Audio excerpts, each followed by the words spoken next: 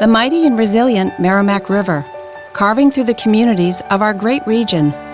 My name is Linda Lorden, proud president of Merrimack County Savings Bank, and like the river that serves as our namesake, we're a constant yet ever-changing presence. Because to us, it's bigger than banking.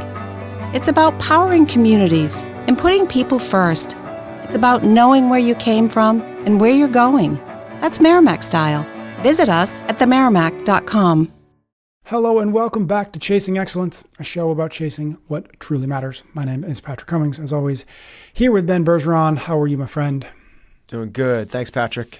Good to see you. Good to be here. I'm excited about this. This is our second go around at AMQAP20, which is a name that is going to grow in people. I trust in. When I hear AMQAP, I think of like you think of a duck, right? I think of a duck. Yeah, for some reason I think of like a kumquat, which is just like. I think it's a food, but it's just the weirdest. It's the weirdest word ever. that should whoever named that was like, let's do this. Let's call it a kumquat. it was definitely a 13-year-old boy. Yeah. You know what your name is? Kumquat. All right, AMQAP20 is when we put 20 minutes on the clock, and then we answer listener questions across the 5 factors of health. We talk about all the time. 5 factors: how we eat, how we move, how we think, connect, and how we recover. Before we jump into before I start our 20-minute clock, before we jump into the questions, just a quick reminder, if you'd like to get a question into a future episode, perhaps an AMQAP, chasingexcellence.email is the best way to do it. Get on the free newsletter list. We send out an email every weekend with a link to a form, and you can submit as many questions as you've got. We thank you in advance for doing so. Okay. Are you saying AMQAP like there's a W in there?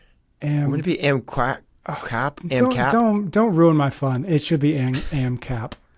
AMQAP, You're right. yeah. I'm putting a W in there because I like the sound of a duck, I guess. AMQAP. AMQAP. You know what? We're going with it. We're going with AMQAP. I'm starting my clock.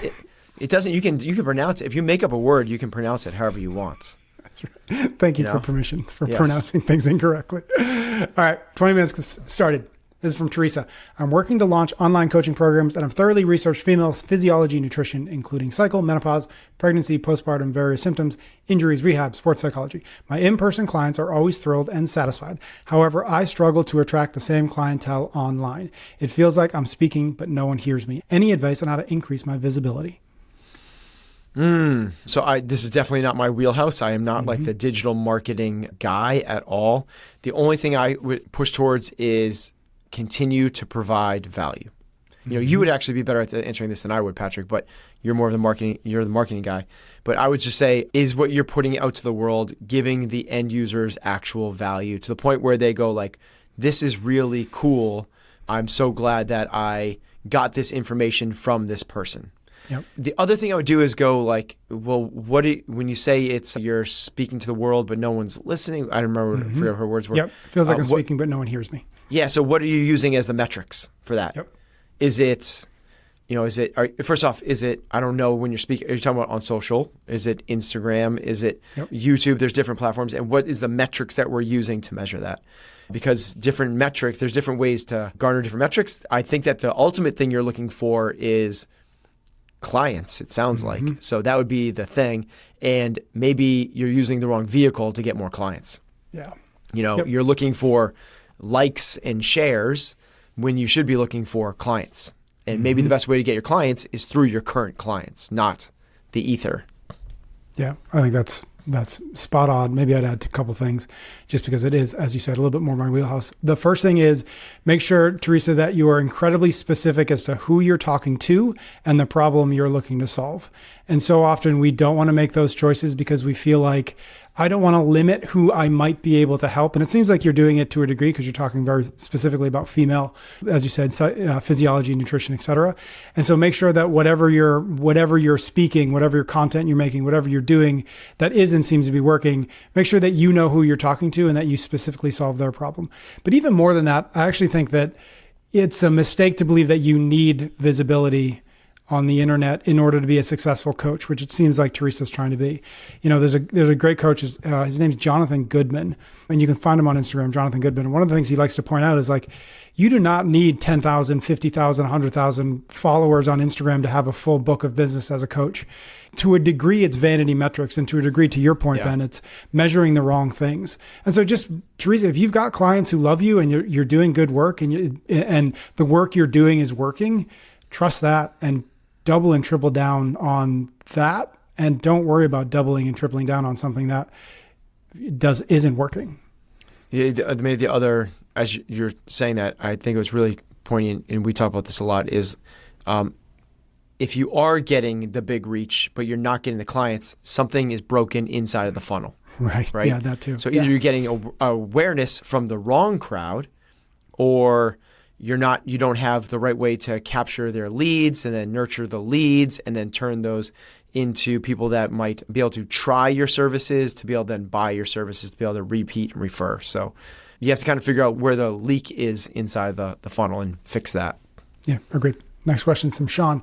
In a recent episode, Ben noted that the Whoop tracker might not be the most effective for monitoring stress or activity, as it tracks heart rate but not actual exertion. Could you recommend a tracker that provides a more accurate measurement of work output or stress?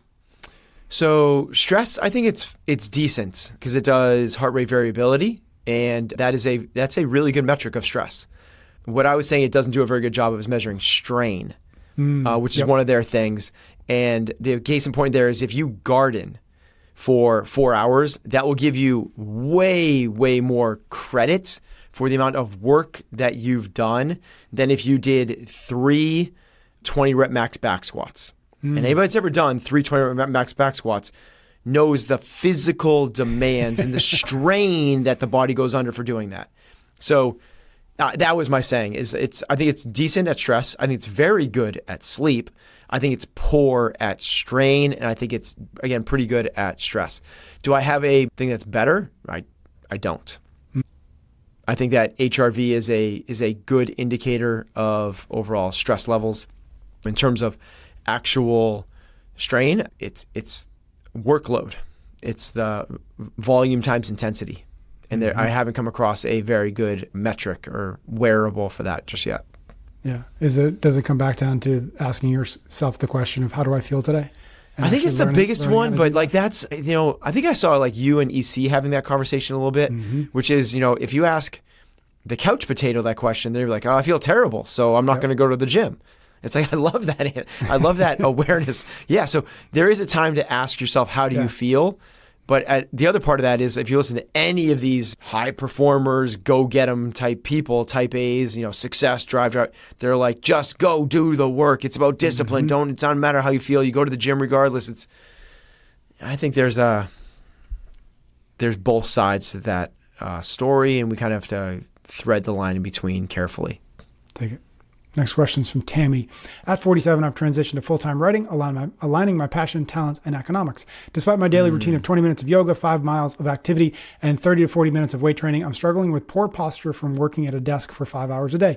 I don't believe a standing desk would suit my workflow, quote-unquote workflow. Could you suggest any improvements or alternatives? Tammy, wow, that's awesome. She does a lot. Tammy, I don't think it's the 5 hours of you sitting at a desk. I think that's okay. It might be that you feel it the most there because it's being exacerbated, but I think that you're doing all the right stuff. I don't think it's a matter of like, no, you have to get a standing desk, or no, sit on a physio ball, or no, do these, exercise snacks in the middle of the day where you kind of like get up and move around. If you're as active as you're saying you are, 5 hours of sitting a day is not a lot. I think that in Kelly Starrett's book, I think they talk about 13 hours a day or something like that. It's some crazy number. But if you're also saying like, no, you also drive carpool to your kid's public school, which is 6 towns over, and it's an hour there and an hour back, and you're doing that to drop them off and pick them up. So it's 4 more hours of driving on top of that. Well, then that might be the different conversation, but I don't think 5 hours of you being at a desk is detrimental. If your posture is bad, There's plenty of things that you could look up for postural restoration exercises. It's more the PT world than the performance world that I'm in. So it would actually be more of like a look up a really good PT than take something I'm saying. Yeah, take it. The only thing I would add is that I also used to believe that I couldn't get into a quote unquote workflow at a standing desk, and that's not true. You can. It is fully possible that you do. You just gotta, like everything new, you've got to get used to it a little bit, and then you will likely, I would guess, be able to do what you're doing in a standing at as well. Just you gotta live with it for a little bit before you can sink into the flow. Tammy, he's talking to me right now, not you. Yes, because Ben has not yet gone over to the dark side of standing desks. We're going to do one more question before I pause. This is from Jordan. How would Ben incorporate CrossFit into an Ironman? I'm laughing because there's no way you can answer this in a minute or two.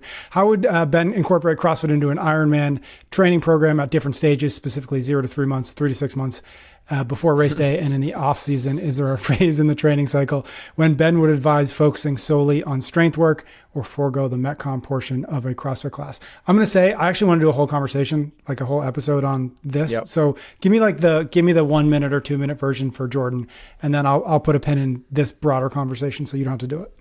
The first one depends on how serious you are about the Ironman training. So if you're looking to qualify for world championships, go sub 9 hours, that's going to be a very different conversation than I'm competing to complete. I want to make it in between, underneath the 17-hour time cap. Somewhere in between is like a 13-hour Ironmaner. Also, how many have you done? So a lot of that I would need to know. The quick answer, throwing out to the masses, is you're not going to do a lot of CrossFit if it's serious. It's I've done a couple Ironmans. It's 20 plus hours a week of training. And CrossFit, if you're serious about Ironman, that training is going to, in season, is going to take away. You know, I love the reference of, and this is where, there's a guy that wrote his training program, released it, that set a world record for the 5K and the 10K speed skating.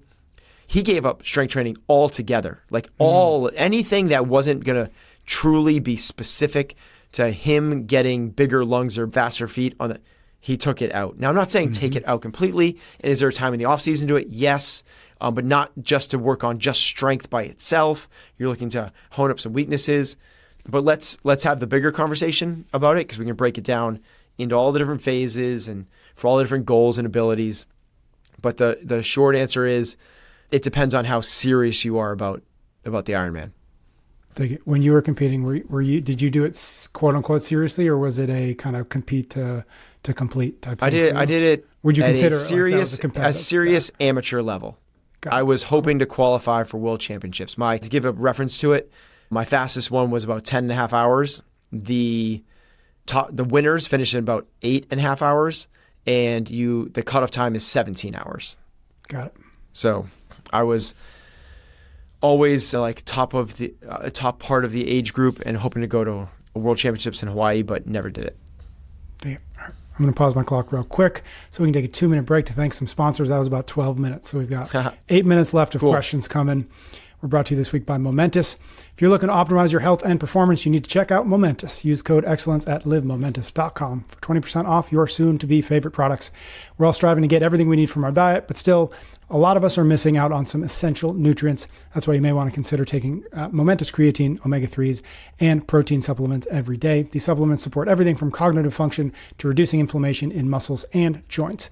Navigating the supplement world can be tricky, but with Momentous, we know we're getting the best. They collaborate with top experts and are committed to using only the highest quality ingredients, plus their rigorous third-party testing ensures that what's on the label is exactly what's in the product, meeting the standards of even the most demanding organizations like the NFL and NBA.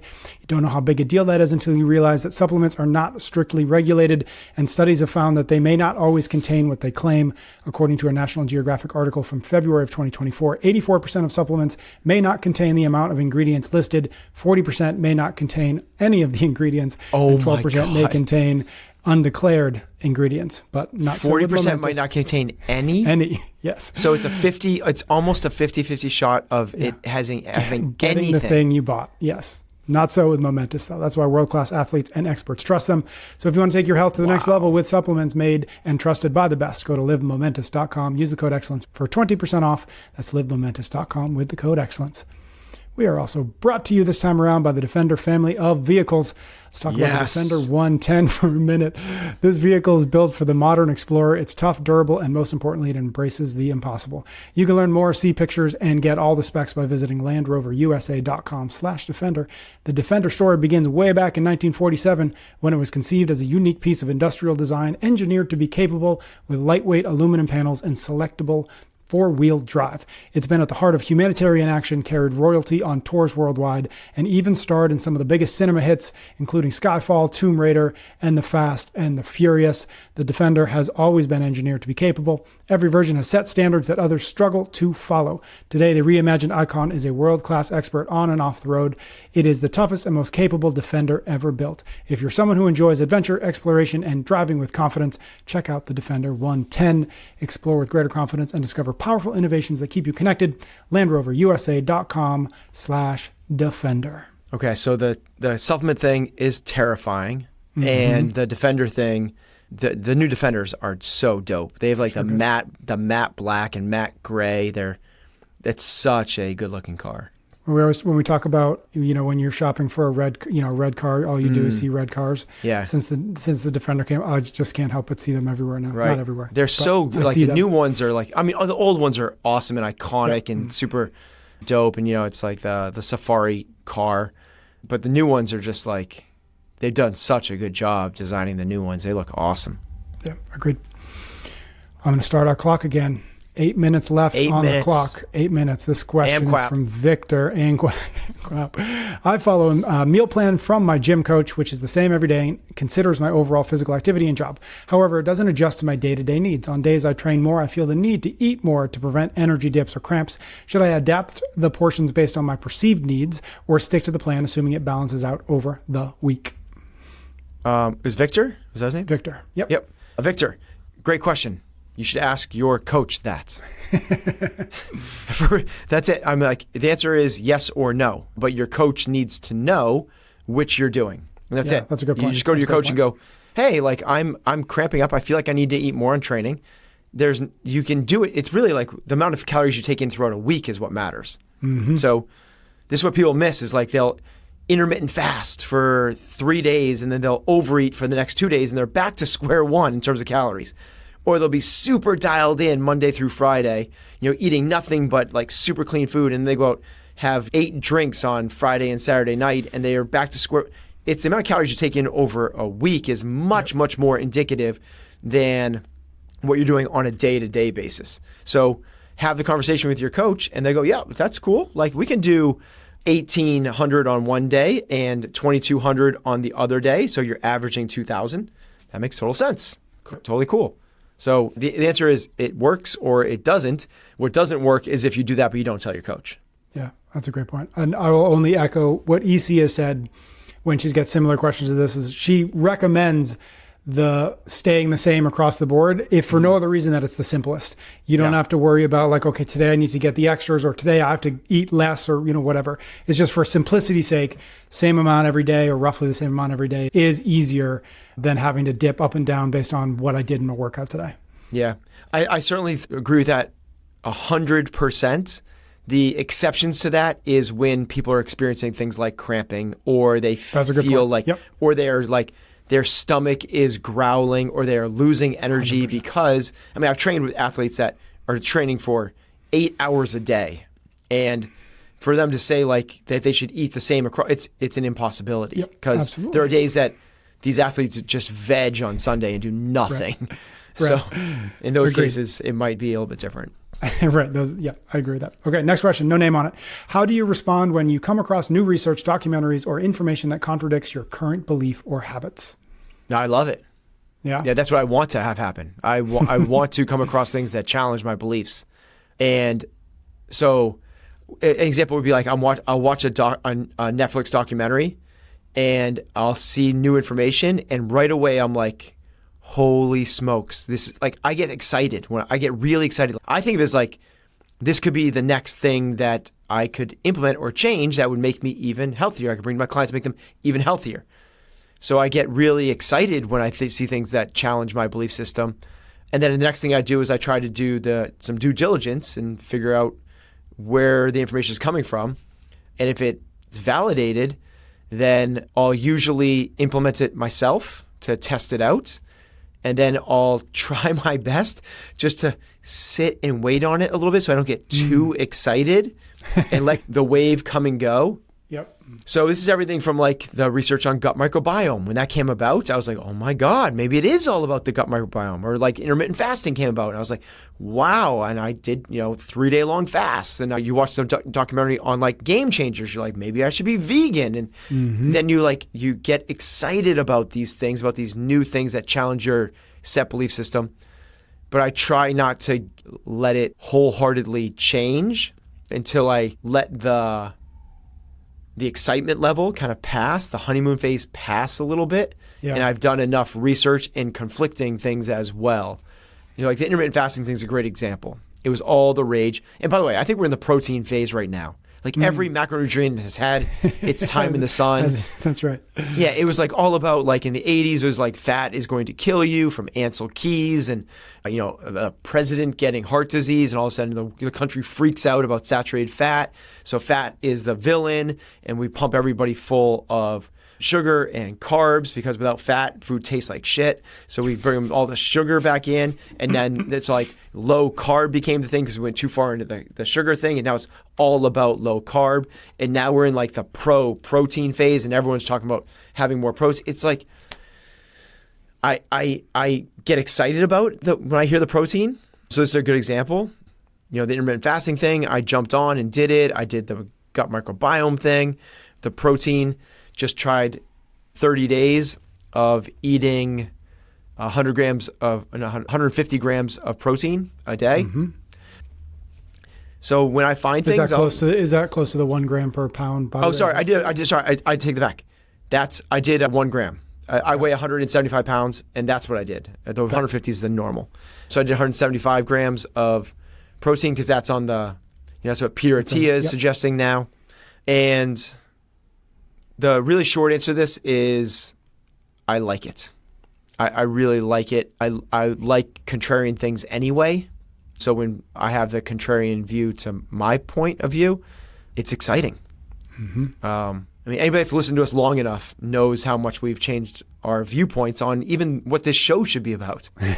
Right. Yep.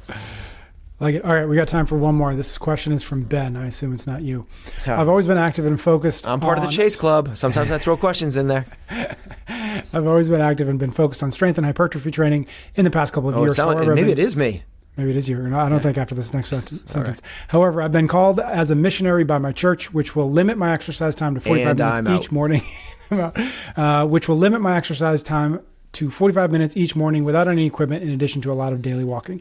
I'm concerned about losing my hard-earned strength gains as I won't be able to train as I usually do. I've been trying to create calisthenics programs for myself, but I'm finding it challenging to incorporate progressive overload. I would appreciate any advice on how I could train to improve or at least maintain my current strength. Okay, Ben, I have a hack for you. As long as it's allowed, and I don't know why it wouldn't be allowed, pack 3 resistance bands. A light one, a medium one, and a super heavy one. That's your resistance training. And you are going to be able to do just about every move you do with the barbell. And the goal is to take it to failure. You're just going to keep working certain movements until you can't do them anymore. That's what creates hypertrophy, is essentially bringing muscles to failure, ... as long as it's not like through a marathon, right? Where your joints are essentially giving out because they're like, what the hell are you doing? This is a terrible idea. But an example would be with a medium band, step on it with 1 foot, grab it with 1 hand, have the band in your hand up by your shoulder, the band going across the back of your shoulder all the way to your foot, and you're going to do 1-arm presses. Mm-hmm. And you do 3 sets of 10 to 15. If you can do that easily, then do it up to sets of 20. Do it with a big pause in different areas, halfway up overhead, and you will reach failure.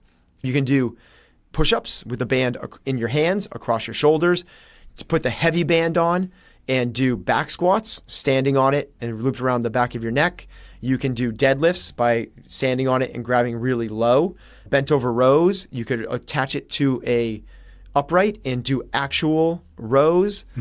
All of the movement patterns are still available with a band, and it takes up no space in your backpack, and it takes up no weight either. And you can do it anywhere in 45 minutes. Is plenty of time to get the muscle groups to failure. Perfection. Love that answer. Thanks everybody out there for sending us your questions. I think we got 7 done this time. So good job. Good job, us. That's not a big AMQAP. That's not a big We need to AMQAP better. ChasingExcellence.email. Get on the list. Get us a question. Get us multiple questions. We will get it into a future episode as soon as humanly possible. Thank you so much for listening. Thank you for your ratings and your reviews. Thanks for sharing the show with your friends. Ben and I will be back soon for a brand new episode of Chasing Excellence.